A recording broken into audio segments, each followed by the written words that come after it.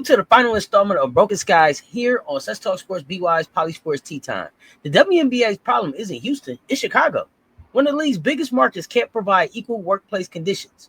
That's not just a bad season, that's a potential Title VII violation. Because when ownership runs cash-strapped plantation-style operations, what you get is a caste system inside women's basketball. And I can't stand. Players deserve more than slogans, they deserve real infrastructure, practice facilities, elite trainers, and strength programs. Medical staff, coaches, and leadership who invest instead of exploit. There are 156 spots in this league. Everyone deserves the same opportunity to maximize their greatness. Chicago has been promising a facility since 2019. Still nothing. No plan, no accountability. For a legacy franchise in a major market, that's neglect. This may close the 2025 Broken Sky series, but it's not the end of advocacy. RespectHerGame.online is stepping into phase 2, organizing for justice, visibility, and equity for Black women athletes. The Sky are under the classroom lights. Red pen out. It's report card time. Front office, GM so-called win now roster, Tyler Marsh's staff, and the result, 10-34. Under a win now banner, that's not failure, that's a hustle. And the hustle stops here. With me tonight, my co-host who brings the truth and brings it all to the light, Political Lil. What's good? All right. And you know I'm in the building, Auntie Cess, because this ain't just about the Sky losing games. It's about the way the franchise can sell illusions by refusing to invest in real infrastructure. Fans were told the Sky was in win now mode, but what we got is a 10-34 reminder that slogans don't win championships. Investment does. Leadership does. And this front office showed us neither. Instead, they've been running what we call a win now con. Flashy moves, empty promises, and no foundation to build on. What we're witnessing, family, is not just the fall of a franchise, but the exposure of a system that's comfortable exploiting players, especially young Black women like Angel Reese and Kamilla Cardoso, while blaming them for organizational failures. The Chicago Sky had a choice to build or to hustle, and they chose to hustle. So tonight we're handing out grades, sipping this tea and making it make sense, because the Sky's failure isn't just a team issue, it's a league issue. And if the WNBA doesn't fix it, they're going to lose more than gain. They're going to lose trust. The Chicago Sky front office has been running the same con all season. And instead of pulling back, they double down. GM Jeff Pagliocca looked at a 10-34 record, a broken roster, and entire fan base and said, they're in a win now mode. Win now plus 10 wins? That's nothing but an F on the season. And the insult to injury, he blamed it on losing Courtney Vandersloot, a 37-year-old vet, fresh off the bench of a championship team, running to the ground until her ACL gave out. That wasn't truth. That was cover. Cover for failed roster construction, cover for no practice facility since 2019, cover for ownership refusing to invest in a major market team. Instead of owning failure, they scapegoated an injured veteran in their second-year cornerstone, then told fans, don't worry, we're still winning now. That's not strategy, that's manipulation. Here's where the con deepens. They want you to believe one healthy vet turned Chicago into contenders. But real win now, that's elite facilities, deep bench, star power, seasoned coaching, front office investment. Chicago had none of it. What they had was a slogan. They sold a dream and delivered a nightmare. And now comes the next phase of the hustle. Break up the Twin Towers. Angel Reese trade rumors dangled. Market spin rolled out.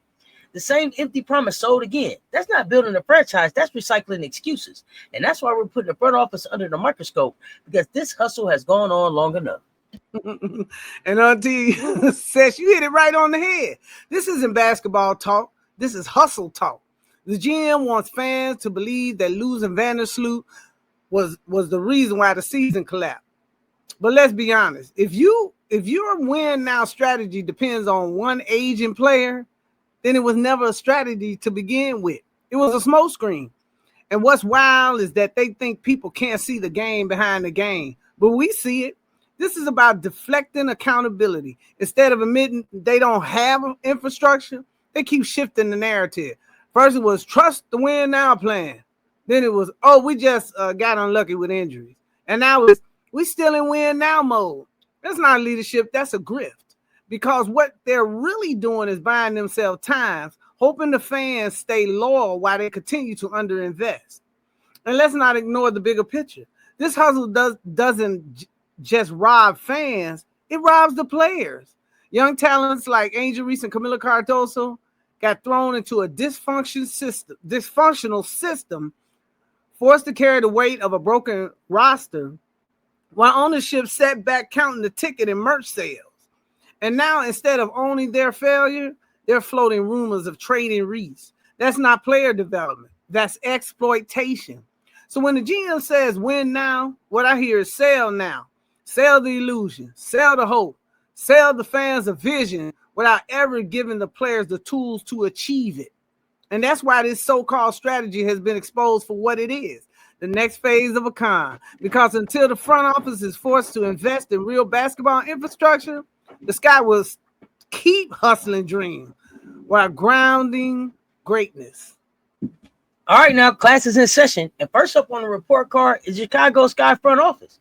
This is where the hustle lives. Leadership sets the tone, and Chicago's tone has been failure. Promised a practice facility since 2019, still nothing in 2025. No elite training space, no modern infrastructure. How can you sell win now when players don't even have the basics? Now look at the resumes. Ownership, GM, operations staff, not basketball builders, not proven architects of a winning culture.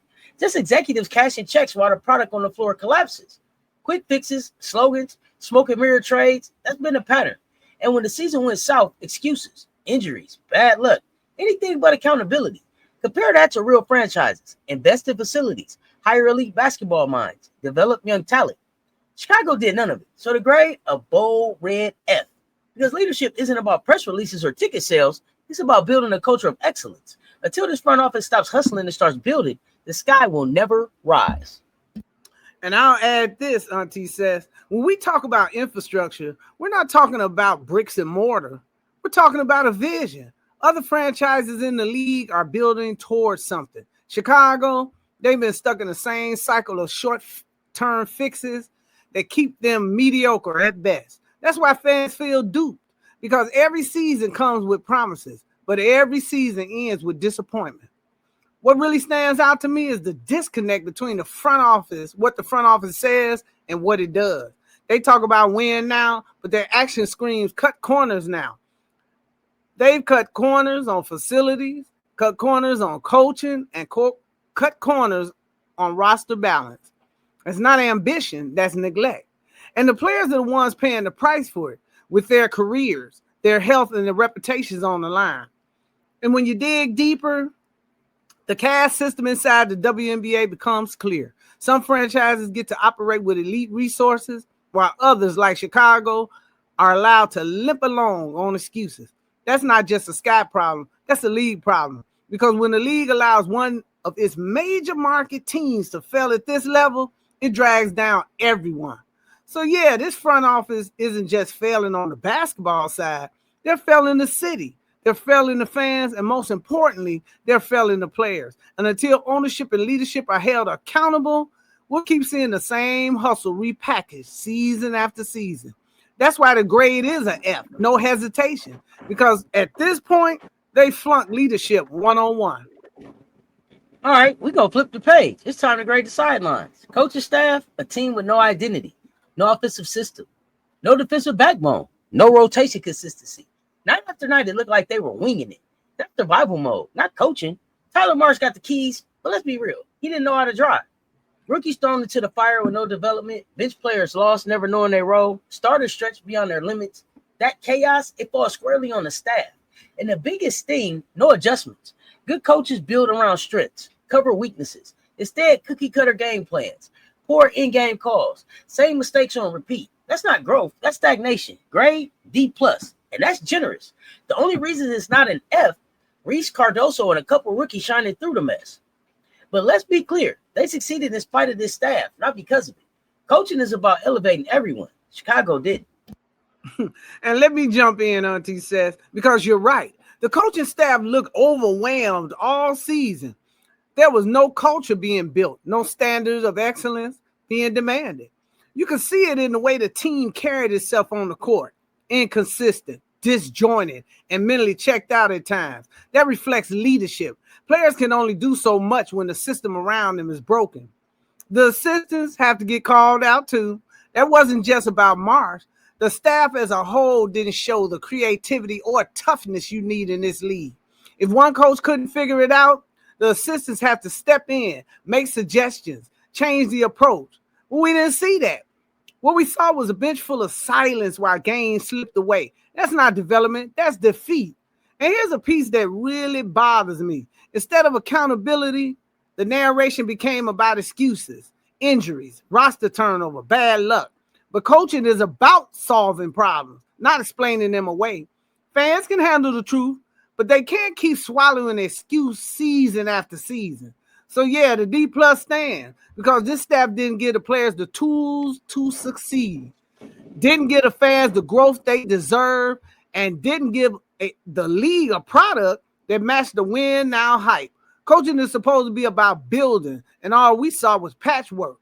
Until Chicago finds a leader who can command respect and build a culture, they're just going to keep running in circles. Let's break down the sleight of hand, veteran gambit.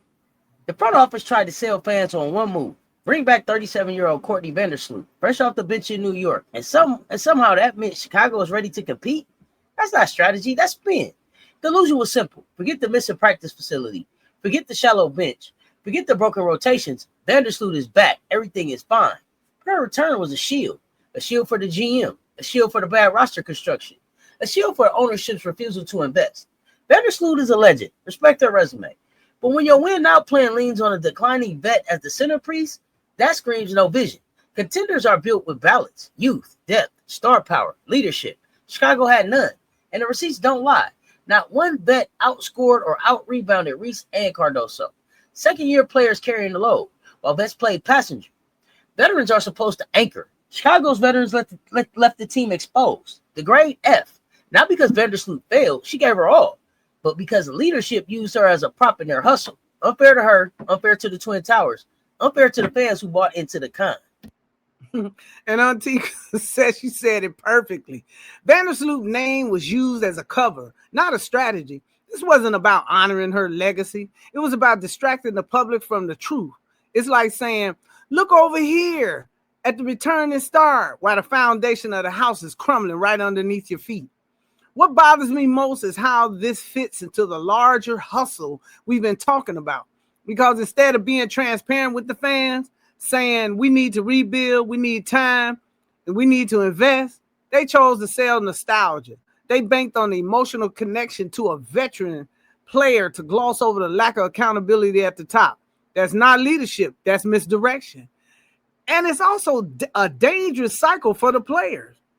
Because when your gamble doesn't pay off, when injuries linger or your age shows itself, the blame often gets shifted back unto the athlete or other team members they can scapegoat, like Angel Reese. That's exploitation. You can't fail to build the right support system and then turn around and make it look like the veteran or key players didn't deliver. That's playing politics with someone's career. So yes, the veteran gambit gets a failing grade because instead of being honest with the city of Chicago, the front office played on sentiment and the coaching staff leaned on excuses. At the end of the day, it was just another win now con, using the past to cover up the broken present.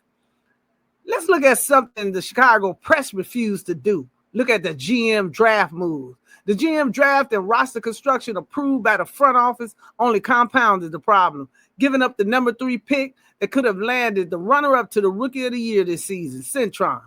Despite holding 2 first-round and 2 second-round picks, after trading the 3rd pick to get Ariel Atkins, the Sky passed on impact rookies who could have filled glaring holes. They overlooked shooters like Nye and Pow, both of whom logged minutes on playoff teams and instead gambled on injured or unavailable players while ignoring healthier front court options.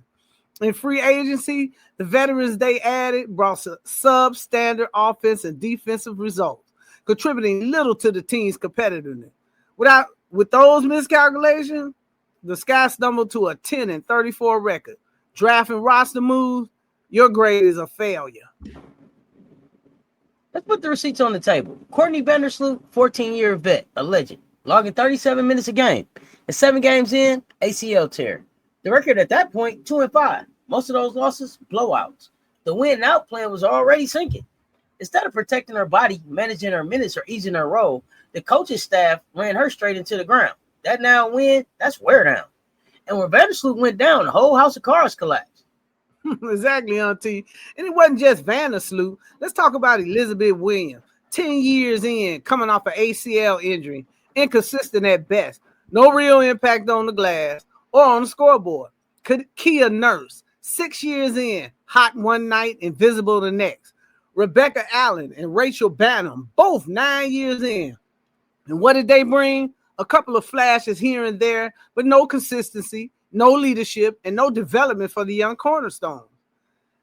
These weren't the vets that poured into rookies and carried culture. These were bargain bin placeholders brought in on the cheap because they didn't have no other options. Let's not sugarcoat it.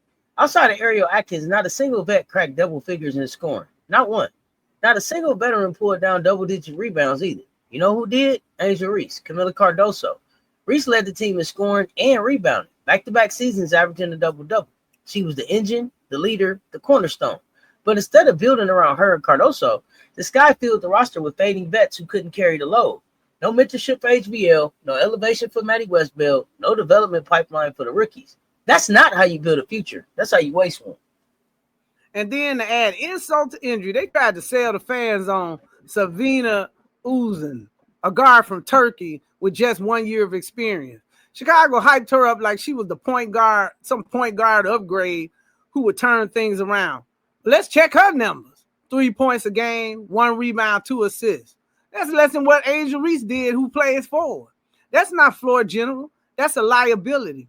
And the fact that Jeff Pagliocca and his front office had the nerve to frame that as an upgrade tells you everything about how low their bar really is. So let's break down this so-called veteran gambit. 37-year-old vet, 14 years in the league, running on fumes, fading veterans who couldn't carry the load, bargain bin signing sold as difference makers. Zero real investment in building around Reese and Cardoso. It's not win now, that's con now. And the receipts don't lie. Chicago wasn't trying to win games. They were trying to win press conferences. And that's why the grade stays as an F. Because vets weren't put in position to succeed. The rookies weren't being developed. And the cornerstones were left to do all the heavy lifting. The front office didn't build a team. They built a smoke screen. And when the smoke cleared, all we were left with was another hustle. That's the real veteran gambit. Let's stop and define what win now really means. Because Chicago clearly doesn't get it.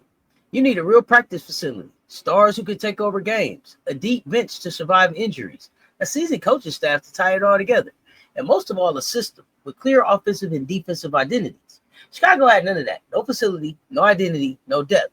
And the vets they leaned on couldn't carry the weight. Instead of a plan, they sold a slogan. 10-34 on the season, bottom of the league, blowouts every other night. It's not win now, that's fail now.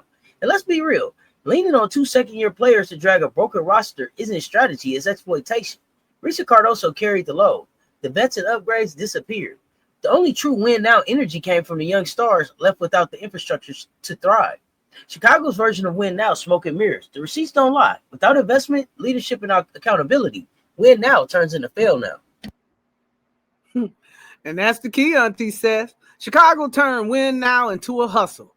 Because when you strip it down, what they call win now was just patchwork, bargain vets, half-baked coaching, and zero infrastructure. They weren't building for today, and they sure weren't building for tomorrow. They were just selling hope.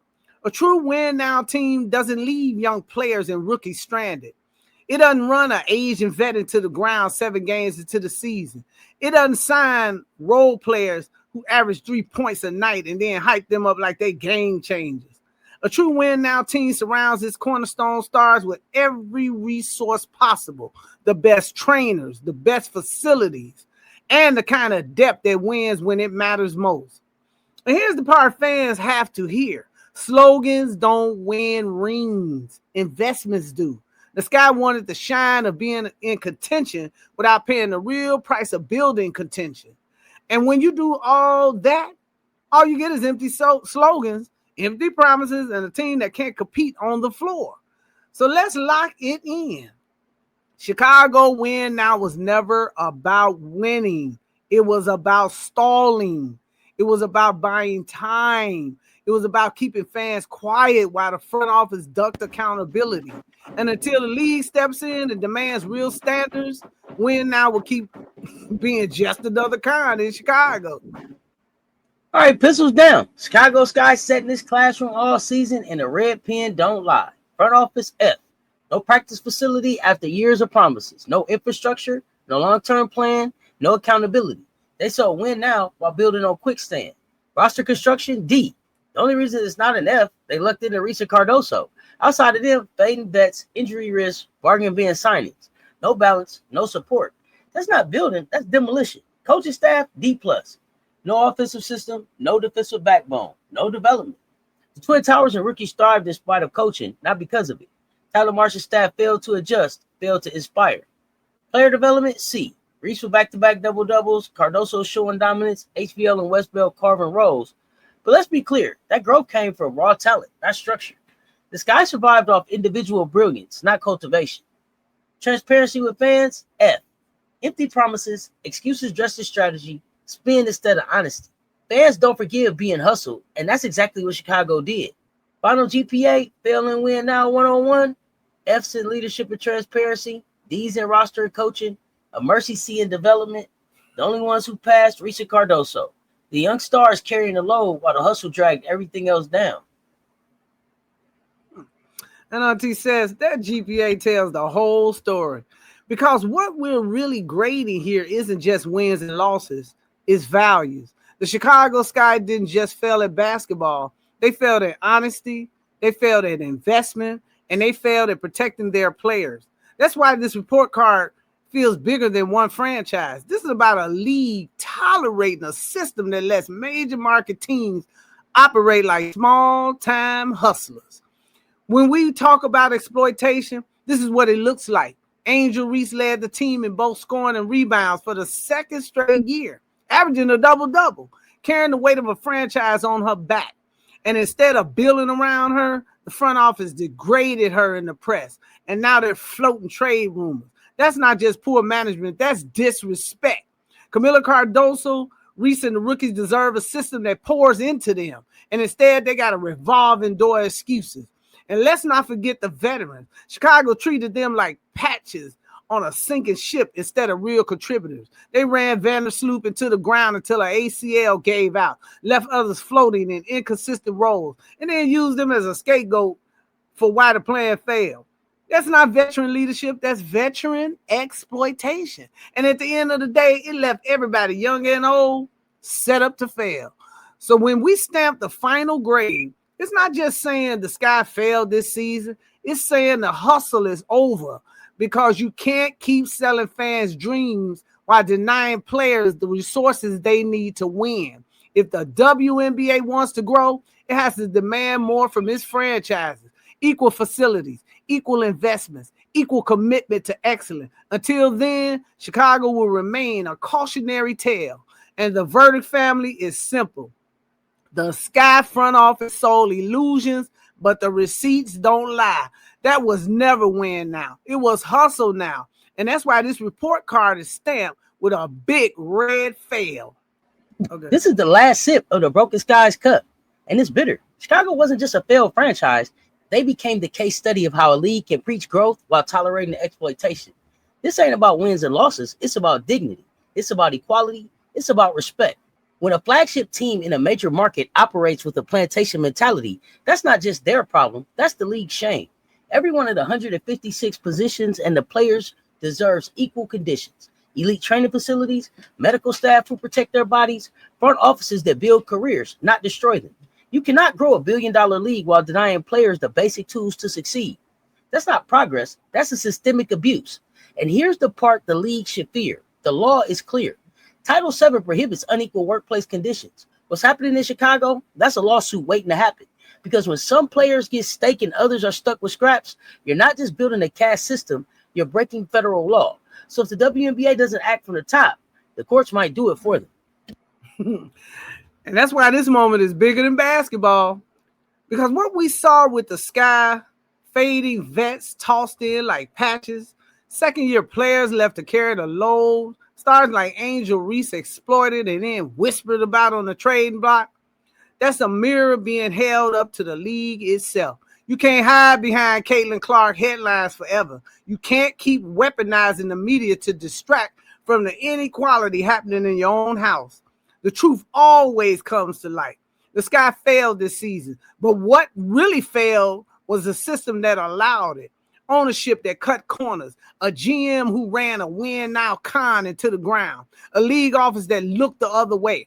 And yet through all of that, players like Reese, Cardoso, and even Atkins still managed to shine. That's resilience. But resilience doesn't excuse exploitation. It only proves how much more these women could achieve if they actually were given the tools to fly. So let's leave it here. This was Broken Skies series, but it's not the end of the fight. At Cess Talks Sports, BWISE, PoliSports Tea Time, and through Respect Her Game Advocacy Group, we're not just sipping tea, we're organizing. We're building pressure. We're demanding that the WNBA stop letting franchise hustle players and start giving them equal opportunity. Because players don't deserve a seat at the table. They are the table. And that's the final sip, family. The hustle has been exposed. The grades have been handed out. And the con has run its course. Chicago didn't just fail a season. They flunked the era. The only question now is whether the WNBA will learn from its failures or keep recycling excuses. But one thing is for sure, we'll be here, brewing tea, telling the truth, and fighting for those players until justice is served. As we close this chapter of Broken Skies, the question is on the table. Do fans boycott and hashtag put the Sky to business? Or do we turn the heat up and demand the league hashtag force Sky to sell? Because let's be real, fans are tired of watching exploitation sold as sport. Tired of 20 years of pockets drained while players and communities get left holding the bag. This wasn't a bad gamble. It was a well-oiled hustle, a con dressed up as competition. And now the weight is on the Twin Towers, Reese and Cardoso. But what's next for them isn't just basketball. It's about futures. It's about rewriting the game. That's why we keep pouring this tea every week. If the WNBA won't hold the Sky accountable, and if the press stays silent, then we will. Next up, we're digging into Angel Reese making boss moves, signature shoe drop, media investment in together, building lanes for women's sports that ownership won't. It's time to demand, it's time to mobilize, it's time to stop the exploitation of Black women athletes.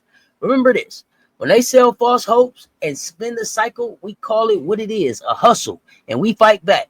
Sports are never just about the games we play. They're about the stories we tell, the truths we expose, the systems we dismantle. This has been a Cess Talks Sports BWISE PoliSports Tea Time production. Subscribe, like, comment, advocate with us at www.RespectHerGame.online. And whenever you show love to our sisters shaking up the league, tag it with hashtag RespectHerGame, hashtag FairPayWNBA, and hashtag Stop the Cap. Action speaks louder than words. Sesh, favorite Auntie with Uncle Tendencies and political Lil. Y'all stay tuned. Talk soon. We out.